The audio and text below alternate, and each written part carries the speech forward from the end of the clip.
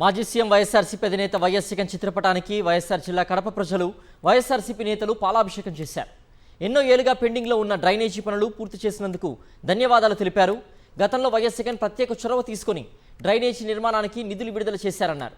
ప్రకాష్ నగర్లో 69 కోట్ల రూపాయల నిధులతో డ్రైనేజీ పనులు చేపట్టారని వెల్లడించారు.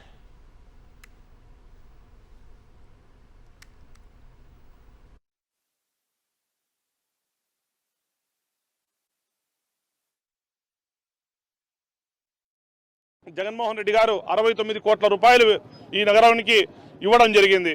ఇచ్చిన తర్వాత ఇచ్చి జీవో ఇచ్చి నిధులు కూడా ఇవ్వడం జరిగింది. పనులన్నీ కూడా ప్రారంభించడం జరిగింది. ఫస్ట్ మృత్యుంజయ ముత్రాసుపల్లి నుంచి దాదాపు చిన్నచౌక్ పోలీస్ స్టేషన్ కొండాయిపల్లి వరకు కాలువ నిర్మించడం జరిగింది. రెండో ఫేజ్లో మన ఆర్టీసీ బస్ స్టాండ్ దగ్గర నుంచి దాదాపు బుగ్గావంక వరకు కాలువ కలపడం జరిగింది. అలాగే ఫేస్ వైజ్ ఈరోజు చేస్తూ వస్తున్నారు.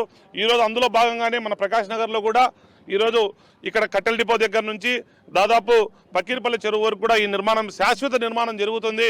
కాబట్టి మరొక్క మారు ఆనాడు కడప నగర్ ఈరోజు ప్రకాష్ నగర్ యొక్క ప్రజల యొక్క కష్టాలు తీరుతాయని మేము భావిస్తూ ఉన్నాం.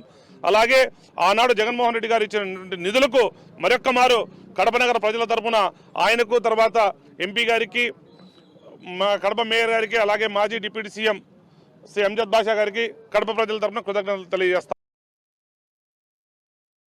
గత ప్రభుత్వంలో మా మాజీ ముఖ్యమంత్రి వర్యులైన వైఎస్ జగన్మోహన్ రెడ్డి గారు కడప నగరానికి దాదాపు 69 కోట్ల డ్రైనేజీ పనులు శంకుస్థాపన చేయడం జరిగింది. అందులో భాగంగా కొత్త బస్టాండ్ నుంచి బుగ్గంగ కాలువ కలపడం జరిగింది. అలాగే ముత్రాసుపల్లిలో కూడా కాలువ పనులు మరియు చించోకు పోలీస్ స్టేషన్ దగ్గర పూర్తి స్థాయిలో పనులు ముగించబడడం జరిగింది.